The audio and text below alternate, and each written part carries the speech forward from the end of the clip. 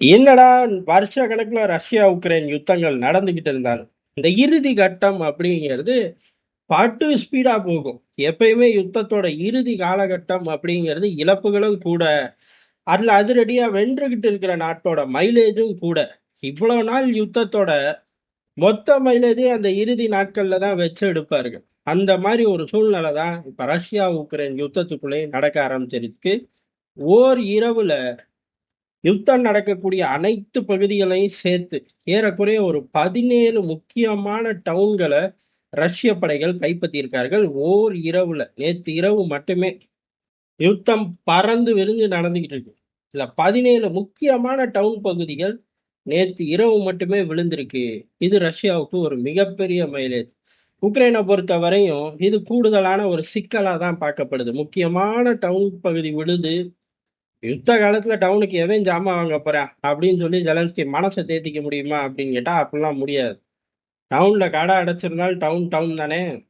அப்ப தலைவன் என்ன பண்ணுவான் அப்படிங்கறதான் இங்க முக்கியமான விஷயம். தலைவன் பேச்சுவார்த்தைக்கு தயார் அப்படின்னு அறிவிச்சிட்டாரு. யாரு? ஜெலன்ஸ்கி அறிவிச்சிட்டாரு. இந்த ஆள் இப்படிதான் காமெடி பண்ணுவேன், கடைசியில அங்க போய் உட்காந்துட்டு சொல்லியா அப்படின்னு.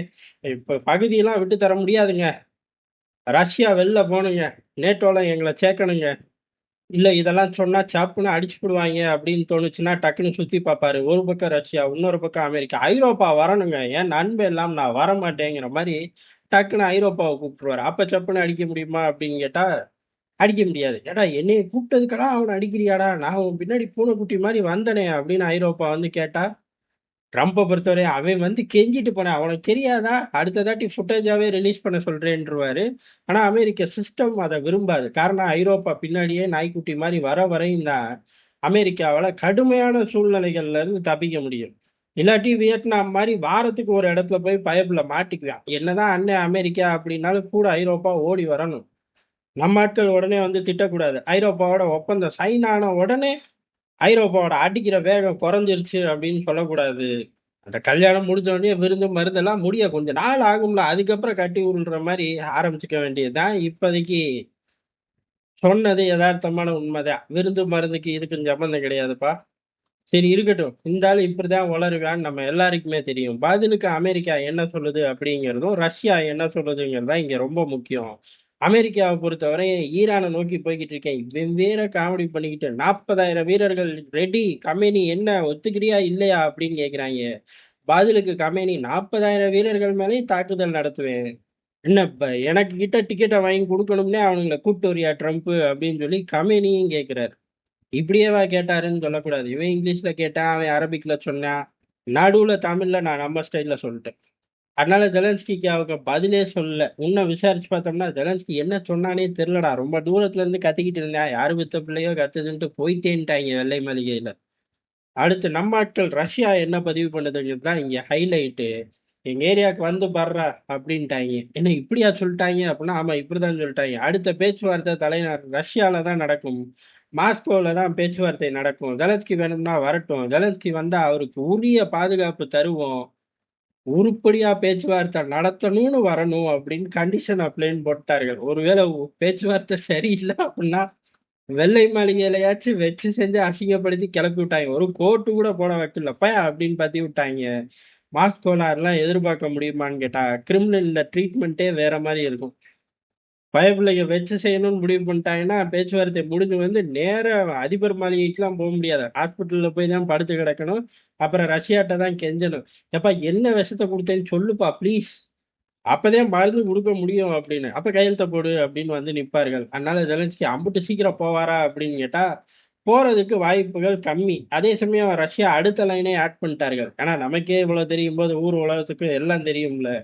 அந்த இடத்துல ட்ரம்ப் வருவார் அப்படின்ட்டாங்க. இதான் சாக்கு அப்படின்னு. ஏன்டா எங்க மேல தடைகளா போடுற, ரஷ்யாவுக்குள்ள வந்து பேசணும் அப்படின்னா தடைகள் எல்லாம் எடுத்துட்டு தானே வரணும், இல்லாட்டி தூமாலே வச்சு புரிச்சு மேய்ஞ்சிருவாங்க. அமெரிக்க அதிபர்லாம் பார்க்க மாட்டாங்க. ரஷ்யா ஒரே ஜெலன்ஸ்கி விட்ட ஒரே ஒரு ஸ்டேட்மெண்ட்ல லபக்குன்னு பிடிச்சு அமெரிக்கா உக்ரைன் ரெண்டு பேரையும் சேர்த்து அமுக்கிருச்சு. இப்போ பேச்சுவார்த்தையை முடிக்கணும் அப்படின்னா ஆட்டோமேட்டிக்கா ரஷ்யாவுக்குள்ள என்ட்ரி கொடுக்கணும். ரஷ்யாவுக்குள்ள அமெரிக்கா என்ட்ரி கொடுக்குது அப்படின்னா தடைகளை உடைச்சிட்டு தான் என்ட்ரி கொடுக்க முடியும்.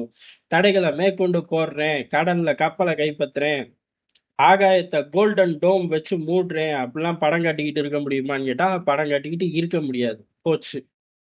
கையில இருந்த சீட்டையும் புடுங்கி அவர்கிட்ட கொடுத்து புட்டானே பாவி பையன், ஒழுங்கா அவன் ஸ்டேட்மெண்ட் சொன்னப்பே நம்மளே சொல்லியிருக்கலாம் அப்படின்னு சொல்லி பென்டகன் இப்ப முழிச்சுக்கிட்டு இருக்கும். அதே சமயம் அவனுக்கு டேபிள்ல இப்ப ஈரானோட மேப் தான் வரைஞ்சு வச்சிருக்காங்க.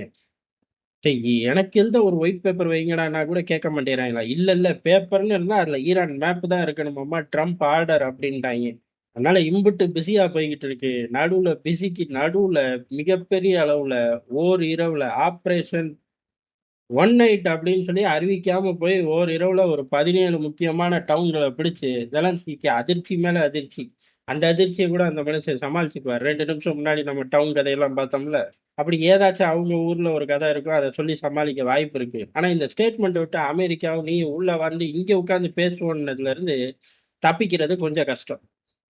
அத தப்பிக்கணும் அப்புட்ன்னா, அமெரிக்கா தான் சமாளிக்கணும். அமெரிக்கா சமாளிக்குது அப்புட்ன்னா, இந்த ஆள 2 அப்பு அப்பிட்டு தான் ஜமாளிப்பாய்ங்க. அதனால உக்ரைன் யுத்தம் அப்படிங்கிறது இறுதி கட்டத்துல போகுது. இதுல அரசியல் ராஜதந்திரத்த இப்பதான் பிளேயருங்க 3 பேரு கொட்ட ஆரம்பிச்சிருக்காருங்கள். உக்ரைன் ஒரு பக்கம் கொட்டுறது பூரா மைலேஜே இல்லாதது. அது நம்ம எல்லாருக்கும் தெரிஞ்சது தான். இந்த பக்கம் அண்ணன் அமெரிக்காவும், நம்ம ஆட்கள் ரஷ்யாவும் போட்டுறது தான் பெரிய அளவுல உலகத்துல அடுத்த தியரியாவே பில்டப் ஆகும். அத பூரா வரிசையா நம்மளும் இங்க ஒவ்வொன்னா பார்த்துட்டு வந்துருவோம்.